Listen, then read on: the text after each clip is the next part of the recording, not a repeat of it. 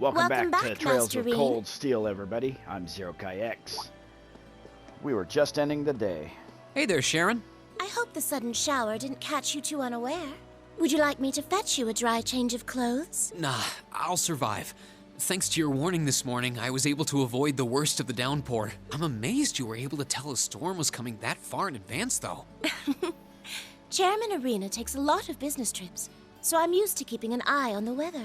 Never being caught unawares is just one of a maid's many responsibilities. I can't really picture any other maids holding themselves to such an unrealistic standard.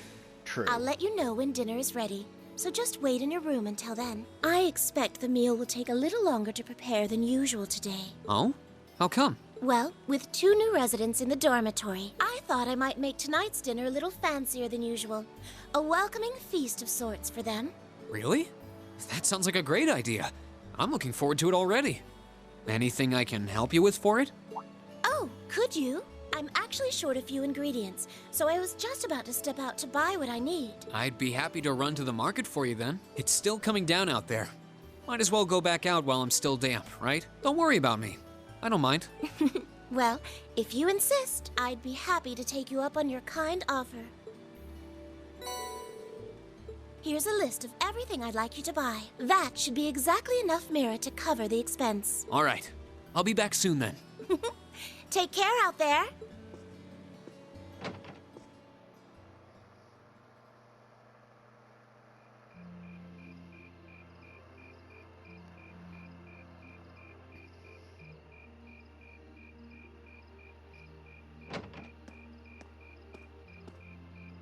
Looks like the rain must have stopped while I was inside. It's gotten pretty dark out too. I'd better get back to the dorm. Oh, hello. Oh, You wouldn't happen to be one of the Class 7 students from Thor's, would you? Out for a little late night shopping, are we? you could say that, but how did you know I'm from Class 7? You're one of the favorite topics at our radio station, actually. There are plenty of people out there who want to know more about Thor's dashing guys and gals in red. Oh, you work at the radio station? Hold on.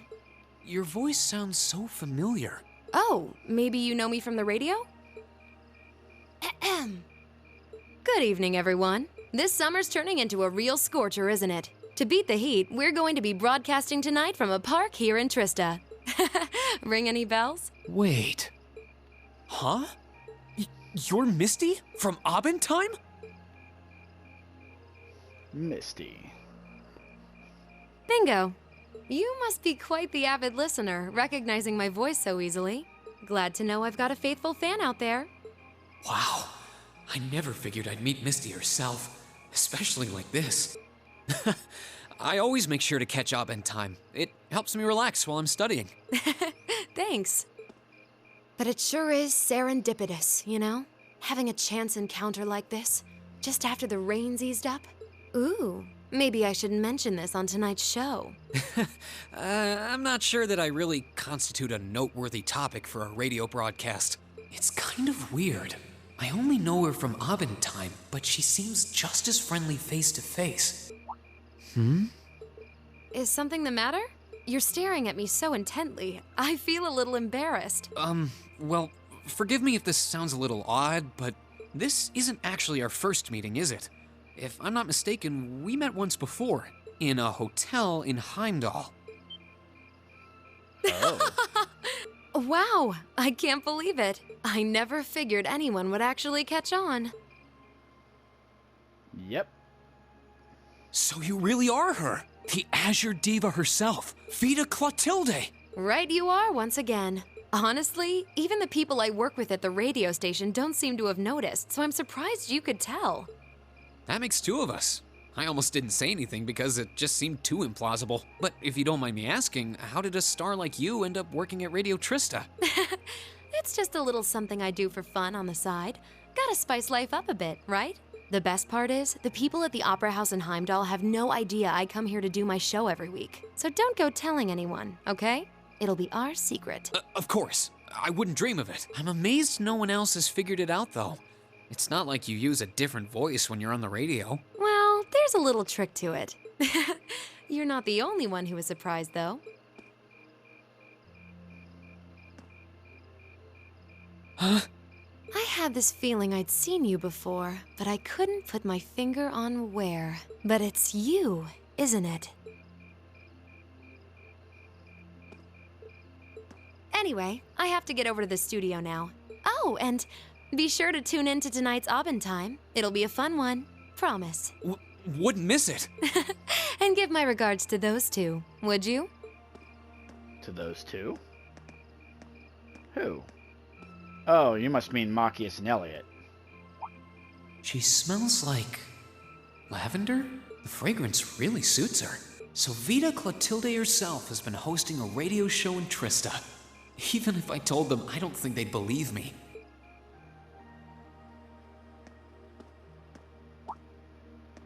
Oh, welcome back. Oh, hey there, Emma. Did you just get back too? Yeah, I just returned a short while ago. Were you out shopping? Yeah, Sharon asked me to go out and pick up a few things for dinner, though I ended up taking a bit longer than I expected. Wait, do I smell lavender on you? This is perfume, isn't it? How did it get onto you? Oh, right. I guess I must have soaked up the scent too. She did get pretty close. That's the only thing I can think of. Reen, I can only hope the reason you ended up taking longer than expected isn't because you were... Whoa, hold on. You've got the wrong idea, Emma. I just happened to bump into someone I know while I was out. That's all. Nothing scandalous. Nothing I'd be ashamed of. I never said it was. Though you do seem strangely defensive for a man who has nothing to hide. Huh. I wonder what would happen if Elise and the other girls were to catch wind of this. I swear, I just ran into someone I know after I left the store. Nothing happened. You just like raking me over the coals, don't you?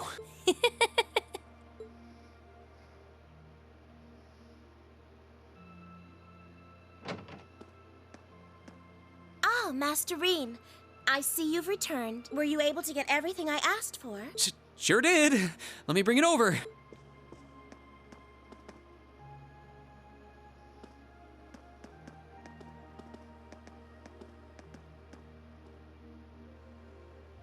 Lavender.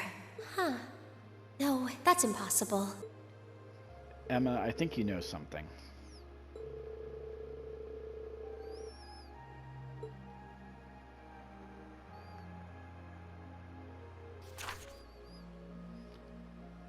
Oh?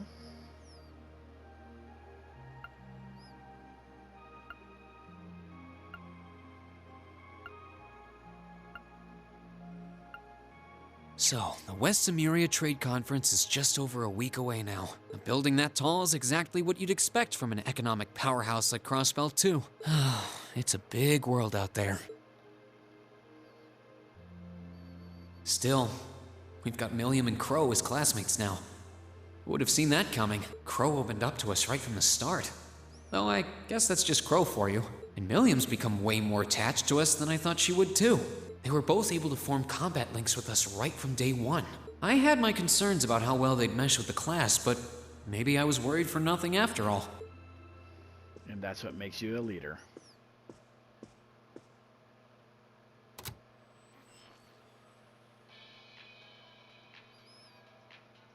Good evening. I'm your host, Misty. It's August 18th and we're winding down a busy day here at 9 p.m. I'm here to give you all the cool you need to beat this summer heat. Hey, looks like I'm not too late to catch this week's Aubin Time. Seems like those hot summer days keep coming with no end in sight, doesn't it? But even this heat can't stop the momentum behind the West Zemuria Trade Conference being held in Crossbell later this month. Prince Olivert and Chancellor Osborne will be in attendance for this watershed moment in international business. Personally, I'm more interested in the view from the top of that famous new skyscraper the talks are being held in. In some news closer to home, you all have probably noticed the summer showers we're getting here in Trista. The rain's let up for now, but it's managed to push that nasty nighttime humidity right off the charts. It's nights like these I wish I could smuggle an ice-cold beer into the studio. And the director is chilling over there, drink in hand, mocking me. But you know what? Forget that guy. Anyway, for all you students out there, your summer vacation's probably wrapping up, so I hope you made the most of it. Wait, I forgot that summer vacation at the military academy is already come and gone. Whoops. Still, it's never too late to do something bold that'll keep your memories of this summer burning bright. And what about you, Miss Misty? You're probably asking yourselves, well, you might want to sit down for this one, because fate had a romantic rendezvous in store for yours truly just on the way to the studio today. A tryst with a young man in a park after sunset. Droplets of rain clinging to the grass. I'll treasure the memory forever. Oh, Or dear I Lord. would, if I hadn't just made it up on the spot. Chalk it up to a dreamer's poetic license, I guess. Still, maybe one day I'll feel the thrilling rush of a summer love. Gotta keep the fire burning. Wait, is she talking about when I ran into her earlier tonight? She's got quite the playful personality. Though somehow that doesn't come as too much of a surprise. It's kind of weird thinking that I just met her on the street a couple hours ago. Anyway, I have to get over to the studio now. Oh, and be sure to tune in to tonight's Aubin Time. It'll be a fun one. Promise. Wouldn't miss it.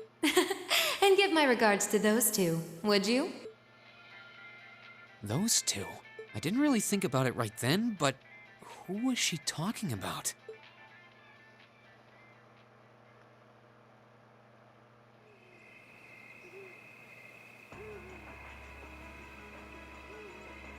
Lunaria Nature Park.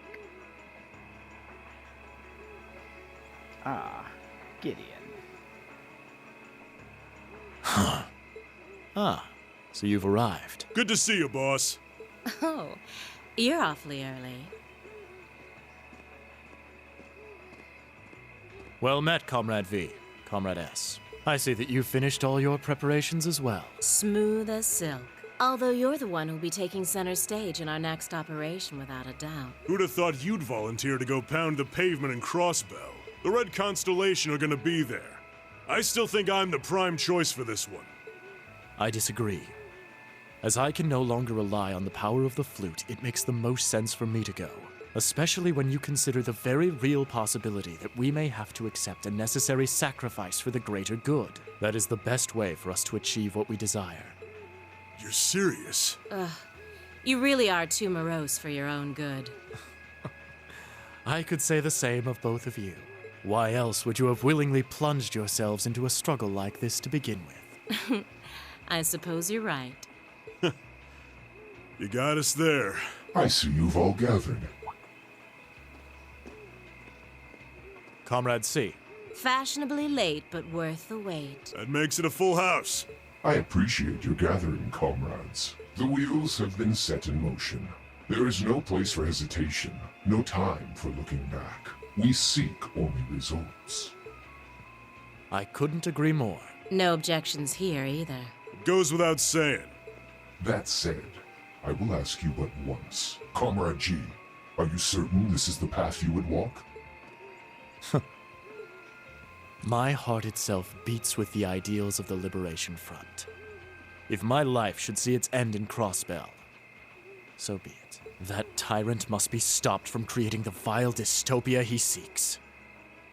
Dear though the cost may be, if through our efforts we or anyone anywhere succeeds in that aim, we will have our victory. Very well. May the goddess, or perhaps powers less fair, attend you. When this is over and our victory won, let us toast our success together in the Imperial capital. Indeed.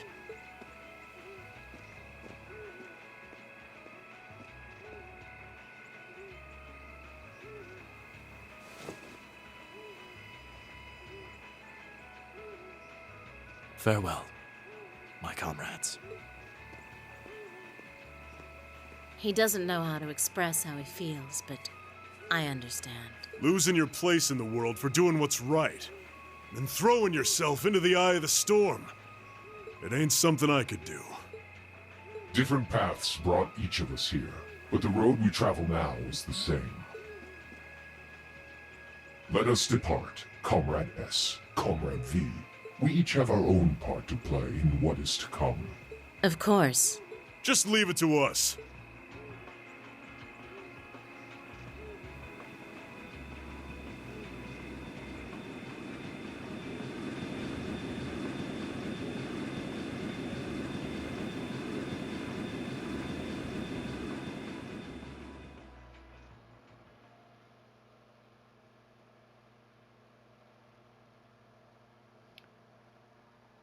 well then.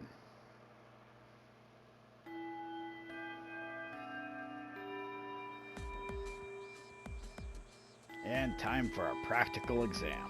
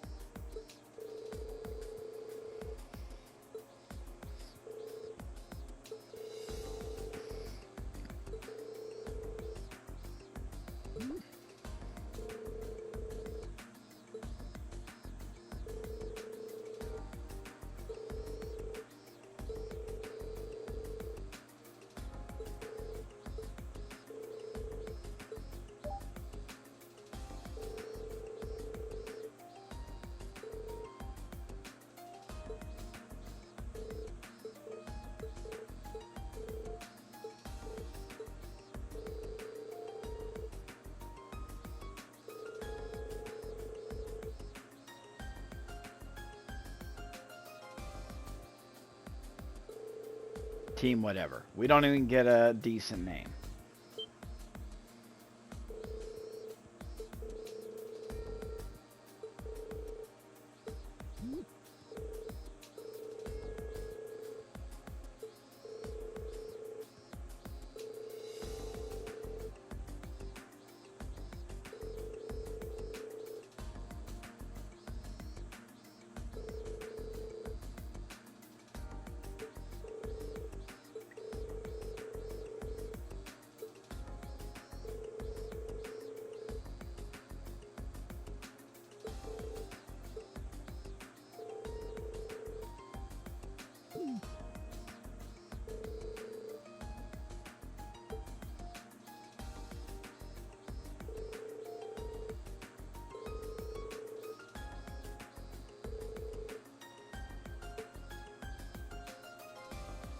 Alright, so I'm going to call the episode here.